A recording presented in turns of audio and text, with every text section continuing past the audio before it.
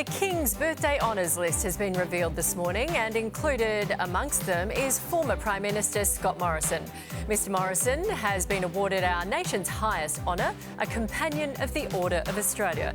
Reasoning for the recognition including him spearheading Australia's response to the COVID-19 pandemic, for service to the people and Parliament, and for being a key architect of the AUKUS Security Pact.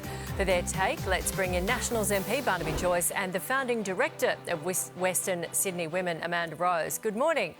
Good morning. Barnaby, OK, the words that you did use once in a text to describe our former Prime Minister, a hypocrite and a liar, you've never trusted him. Will you be calling our former Prime Minister to congratulate him this morning? Look, I wish him all the best, and I was really upset that actually Brittany Higgins leaked that private email, put it out there in the public sphere. But I'd also like to congratulate all the community people in my area, Cyril Tanner, Ted Wilkinson, Jan Lemon. These are people who've worked their lives for their local communities in rugby league, in the charity groups. They do need recognition. And also one of my biggest political supporters. And to Phillip Adams, good on you, mate. I knew you'd get there. I was in there.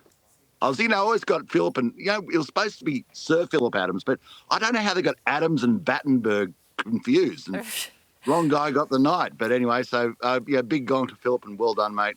Okay. And, I think they should be honoured. On the awards, I know it's customary for former Prime Ministers to get them.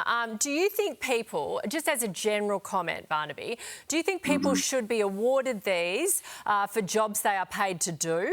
Or do you think they should be extra things that they take on in the community, or love jobs, charity work that they do? Very much the latter. Very much the latter there, Nat. I think that if you're well paid to do your job, you've been well paid. It does annoy me a bit when you get executives and CEOs of companies and who've done it very, very well, thank you very, very much, and they get themselves a further award. Why? If you put your life on the line for the nation, or you offered your life in service to the public for Gracia, you should be acknowledged. In fact, I always believed that they should have had one knight and one dame a year, but not to Prince Philip. To someone who you just find from the regular population of Australia, who you say, this person's given their whole life for nothing. And they should be put up as this is someone an exemplary, and they should be something that we honour as a reflection to other peoples to try and follow their lead a bit. OK, politicians, Prime Ministers, well paid. Should you guys be getting them? Well, I'm not looking for one, and I don't really want to run someone else. I don't want to really run someone else down. I don't want to say, I know. It's just a broad discussion. Yeah, I've said my piece. I just don't. If you go out and say, you shouldn't have got one, I should have got two. It sounds like you're sulking. But fair I think it should be concentrated on those who've worked for nothing. Yeah, Amanda, what do you think about the gongs? Look, I think Scott Morrison should give it back. Because essentially they said that he should be rewarded this because of how he handled the COVID pandemic, and for that exact reason he shouldn't be getting one. I don't think he has a history of doing anything good for the community, and it's an insult to people and small businesses that were shut down during the lockdown. So you're rewarding someone for actually doing horrific things to the Australian people, and you've got things like robo-debt and all these other things that are on his list of things that he should not be rewarded for. And in your other question in relation to should politicians get it, no, they shouldn't. They shouldn't be rewarded. They're doing their job, and end of story. And there are so many community people out there that are completely overlooked, completely ignored, simply because they're not connected to someone popular, or they're not in the media, or they don't have access to people who can nominate them. But I think Scott Morrison should give it back and give it to someone who is more deserving, which is pretty much anyone else.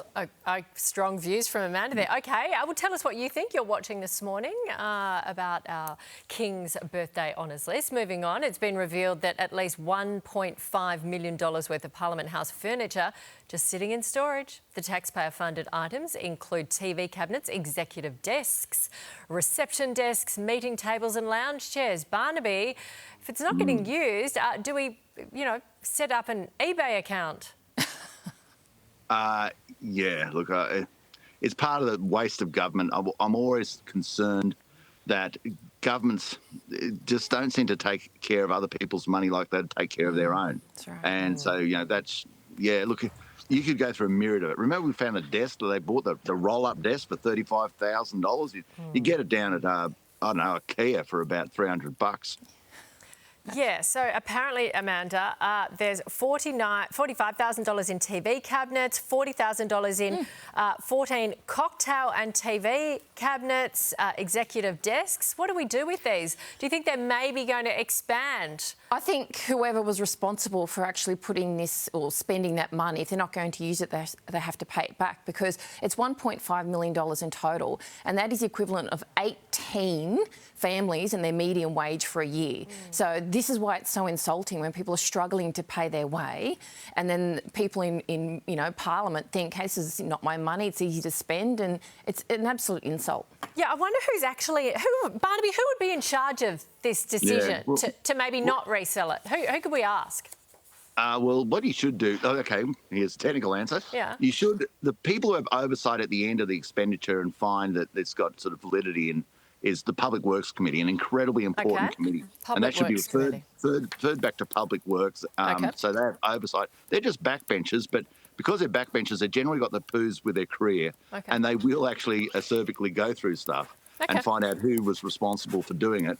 And I think you got a fair point. You've got to be diligent with other people's money, and it is other people's money. And $1.5 million might be nothing in a $680 billion budget, but it's an awful lot when it could go to helping getting a doctor to Bourorana or something like that. Exactly. That's where it should be going. OK, we're on to the Public Works Committee. Thank you very much, Barnaby. Keep the beanie on. Obviously cold in Danglemar. Thank you very much, Amanda Rose, for today.